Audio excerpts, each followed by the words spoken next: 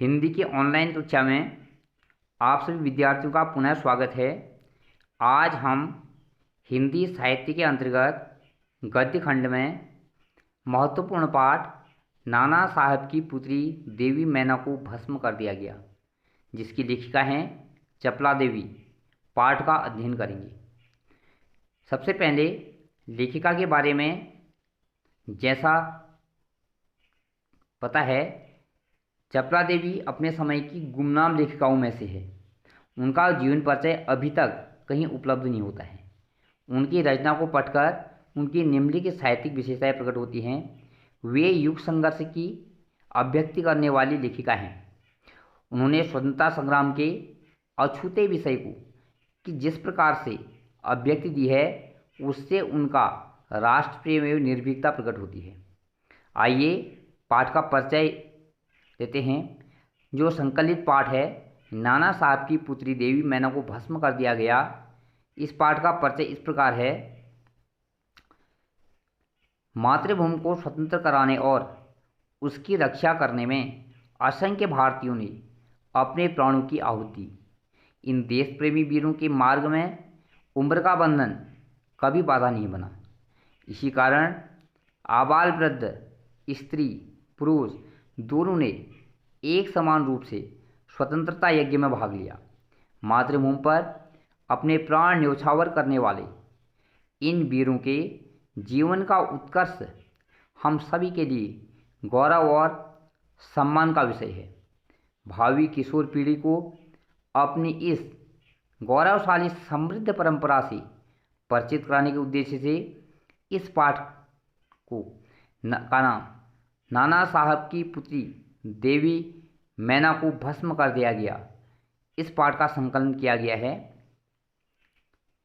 इस पाठ की घटना सत्य और ऐतिहासिक है।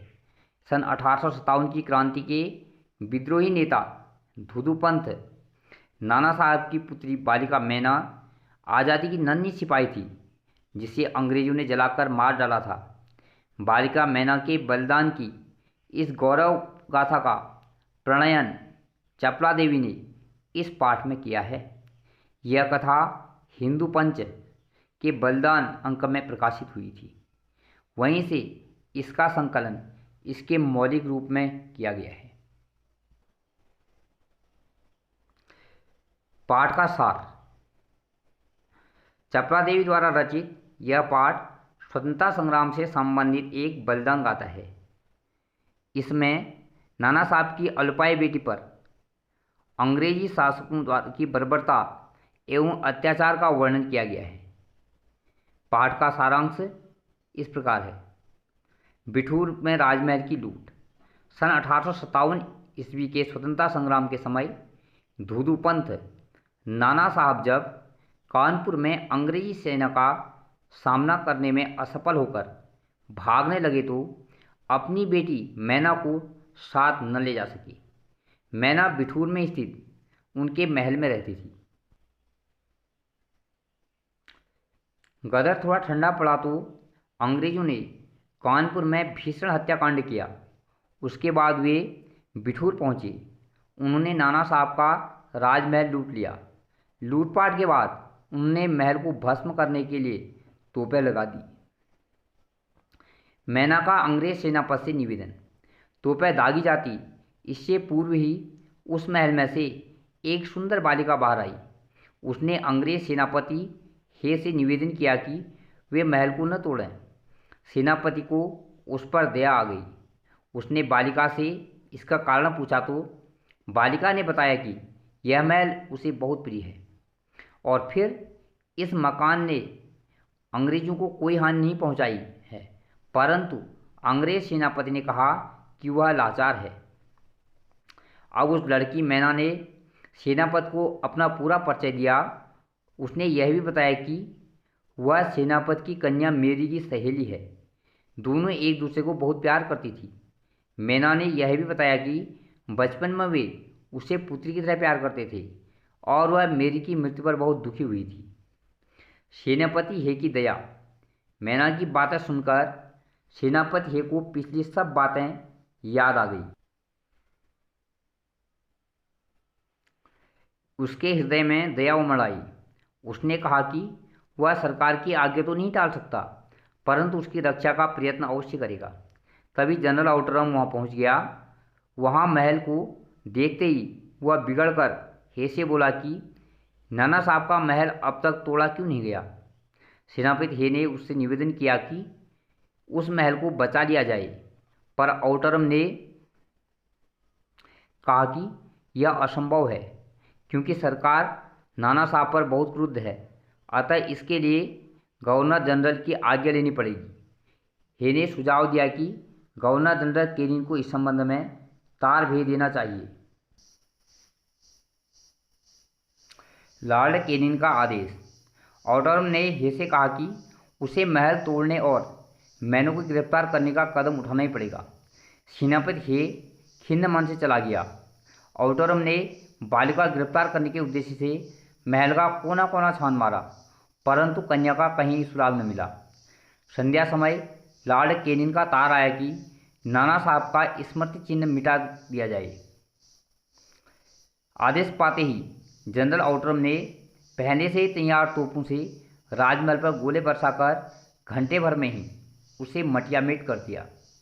लंदन के टाइम्स पत्र में छपा लेख। लंदन के प्रसिद्ध पत्र टाइम्स में एक लेख छपा। लेख में कहा गया कि कानपुर में अंग्रेजों की जो हत्याएं हुई हैं उनका बदला लिया जाना चाहिए। नाना साहब पर दया दिखाने की बात हास्यास्पद है। साथ ही सेनापति हे का प्रस्ताव कलंक की बात है। ऐसा लगता है कि सर हे बुढ़ापे में एक महाराष्ट्रीय कन्या के सौंदर्य पर मोहित हो गए हैं। होना तो यह चाहिए था कि नाना साहब का प्रत्येक संबंधी जहाँ कहीं भी मिले उसे मार डाला जाना चाहिए। उनकी कन्या को भी हे के सामने ही फांसी पर लटका देना चाहिए।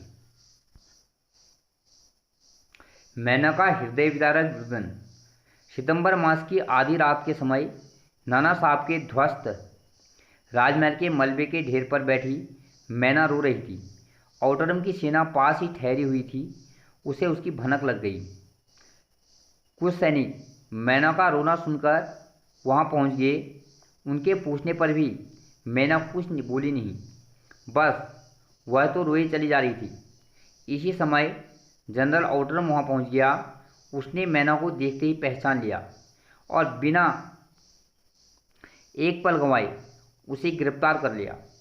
मैना ने उससे बड़ी विनती की कि उसे कुछ समय दिया जाए। वह उसी स्थान पर जी भरकर रो लेना चाहती है, परंतु पत्थर दिल जनरल आउटरम ने उसे उसकी स्वीकृति न दी। अब मैना को हथकड़ी पहनाकर कानपुर के किले में लाकर कैद कर दिया गया। मैना की बर्बरतापूर्वक हत्या। कुछ समय बाद महाराष्ट्र के एक समाचार पत्र बाखर में यह समाचार छपा कि कल कानपुर के किले में नाना साहब की इकलौती कन्या मैना को धधकती हुई आग में जलाकर भस्म कर दिया गया। भीषण लपटों के बीच जलती कन्या के बलिदान को देख सभी ने उसे देवी समझकर प्रणाम किया। धन्यवाद।